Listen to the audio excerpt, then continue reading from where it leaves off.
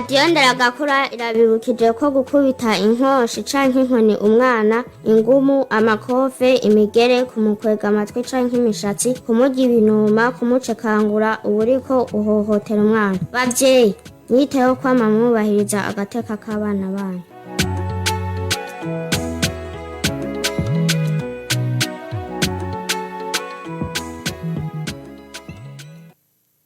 Bakunzi ba radio nderagakura ndabaramukije ndabaha n'ikaze mu makuru ya mbere avugwa mu Kirundi nayo akabagizwe n'ingingo nkuru zikurikira.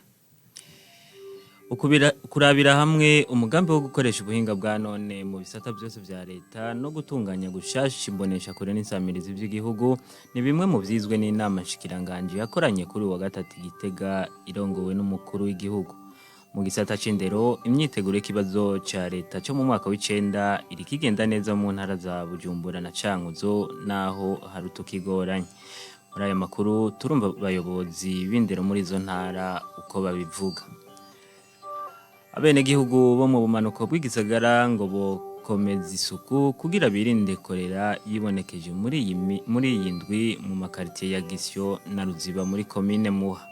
Iyo mpanuro bayihawe na musitanteri w'iyo komine Devote Ndayisenga. Aya n'ayandi mu kanya gato.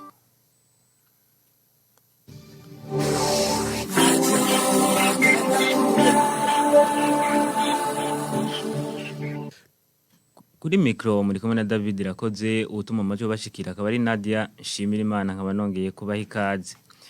Inama nshikiranganje yarakoranye kuri wa gatatu ku mugwa mukuru wa politiki Gitega irongowe n'umukuru w'igihugu Evariste Ndayishimiye. Ku rutonde rw'ivyizwe bishika 9 harimo kurabira hamwe umugambi wo gukoresha ubuhinga bwa none mu bisata byose vya leta, gutunganya gushasha insamirizi n'imbonesha kure by'igihugu, guteza imbere urudandazwa ndengambibe hamwe rero n'ibijanye no gwandiko kuvyerekeye umugambi mu by'ubutunzi uzorangurirwa iwa Rubondo bararabiye hamwe n'utundi. Iyo nkuru tukaba twayikesheje mugenzi wacu Aloyizi Ndayisaba. Mu gisata c'indero imyiteguro ya kibazo ca leta cyo mu mwaka w'icenda irashimishije mu ntara ya Bujumbura. Bivugwa n'umuyobozi w'indero muri iyo ntara Ciza Raphael ahavuga ko hitezwe abanyeshuri 6,300 bazokora ico kibazo, akamenyesha ariko ko abanyeshuri muri komine Mutimbuzi barenga 500 bafise ingorane zaturutse ku myuzurira yateye mu mashure mu Gatumba. Mugabo ko bazoshobora gukora ico kibazo nk'abandi.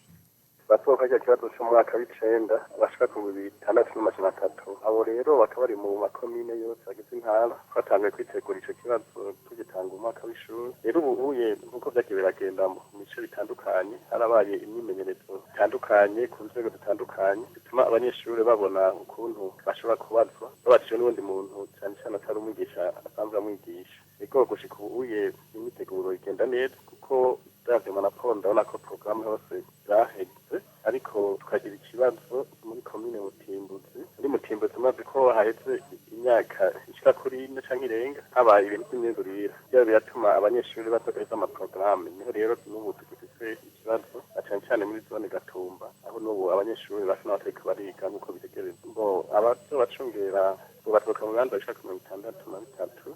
Abanyeshuri bagize ikibazo muri Mutimbuzi abanyeshuri bashaka ku 547 bari muri zone Gatumba n'amashuri abiri ari muri Rukaramu Kenya ya mbere na Kenya ya kabiri. Amasantre bazokorera ko muri Mutimbuzi gushika ino saha turabona ko bazoyakorera ko gushika ino saha twabizeye kuko turabona ko hanacyariho aho ayo mashuri atarashikirwa n'amazi n'ubwayo azoka ku SM Kajaga n'izindi mu Gatumba. Icyo twagendeye turabona ko gushika ubuye dufite icyizere ko amasantre azobagikora neza. Abanyeshuri bafite ingorane turagiye turatembera ku mashuri turabona amashuri dushobora kuronkamo ibirasi bashobora kugenda abigisha bakabafasha gutegura konkuru, ariko kandi ikibazo gihari nuko usanga benshi abagiye kuri bajanye n'abavyeyi bitaborohera gushika kuri ivyo birasi twatoye kugira ngo bashobore kubafasha. Mu gice nashimwe nuko nabo n'abanyeshuri nabo nyene nubwo bari mu bihe bigoye bagerageza kwitanga bagashikaho kugira ngo basubiremo ivyigwa ariko n'abandi. Eka no mu ntara y'indero ya Cankuzo imyiteguro yo gukora ico kibazo igeze ku ntambwe ngo nziza.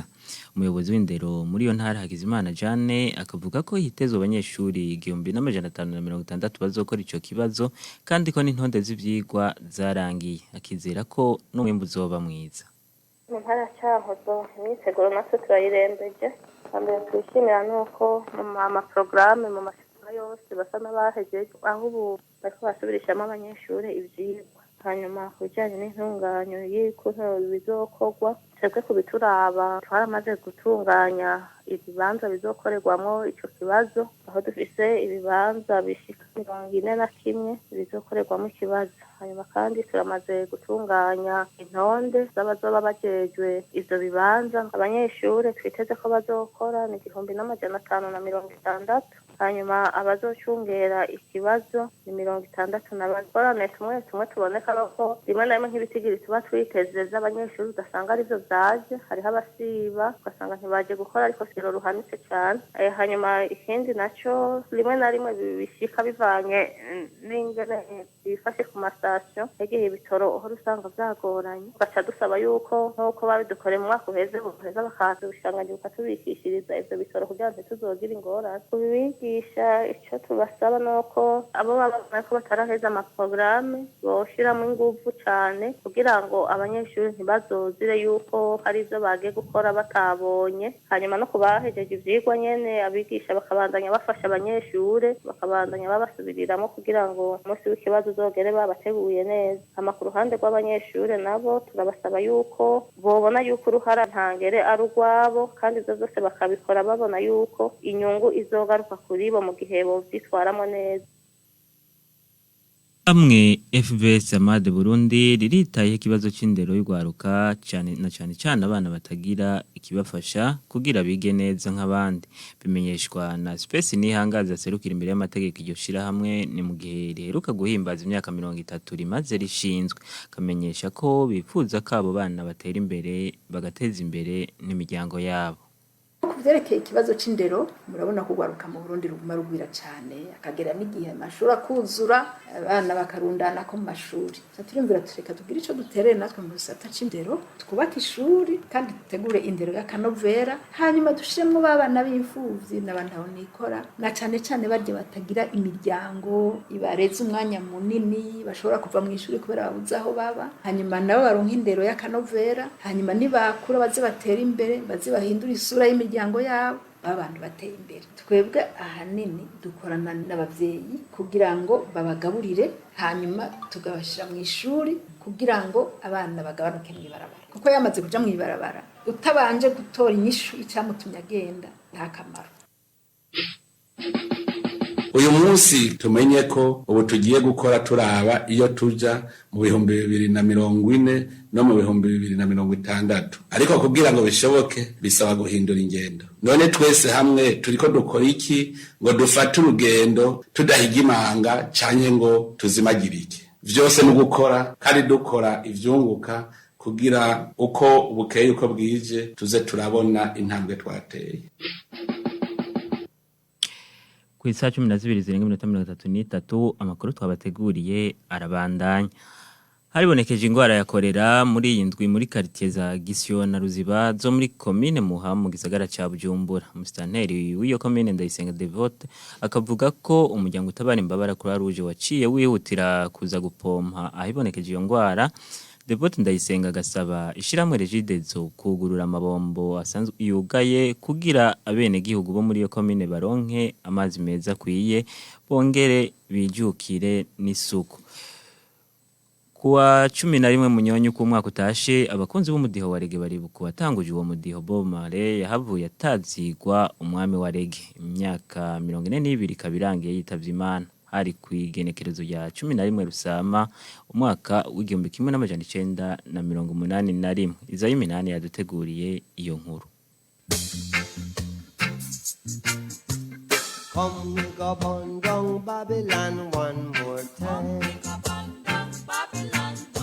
Robert Nesta Marley yahavuye amenyekana cyane ku izina rya Bob Marley yavutse iginzu rya 6 ruhuma umwaka wa 1945 i 9 Miles mu gihugu ca Jamaica. Nyina wiwe yari umwiraburekazi wo mu gihugu ca Jamaica abo bitaba Afro-Caribbean akaba yitwa Cedella Booker. Se wiwe akaba yari umuzungu afise amamuko mu gihugu c'Ubwongereza ariko yavukiye muri Jamaica nyene akaba yakora ku bwato Royal Navy. Se wa Bob Marley yapfuye mu mwaka wa 1955 mu gihe Robert Nesta Marley yari afise imyaka 10. Bob Marley yahevye ishuri afise imyaka 14 acava iyo yaba ruguru aja mu gisagara cha Kingston aho yashikiye muri ya makartier akinye cyane ahitwa Trench Town. Yahuriye na Kingston Neville Livingston bita Banwela bari bazinanye akiri umwana i 9 Miles. Ahurira kandi na Winston Huber McIntosh bita Peter Toch batangura ibyo kuririmba aho basubiramwo zimwe mu ndirimbo zo muri Amerika y'Epfo. Intango yiwe mu muziki ntiyamworoheye ariko ntivyamuciye intege aho mbere yahavuye abarurangiranwa mu nyuma ndetse banamutazira ko ari umwami w'umudiho wa reggae. Yaririmba urukundo. Every day and every night we'll be together. Ubumwe cyane cyane bw'Abanyafrika n'izindi. Would you let the sister make it to your brother man? No, no, no, no, no, no, no, Jack, no. Would you make the sister make it to your brother man? No, Jack, no. Igenekerezo rya 11 Rusama umwaka wa 1981 Bob Marley niwe yitaba Imana inyuma y'imyaka 19 ari mu mwuga w'umuziki. Imyaka 39 iheze yitavye Imana, ubutumwa bwiwe n'ubu n'intangere abakunzi biwe nabo bakaba bakwiragiye isi yose naha mu Burundi.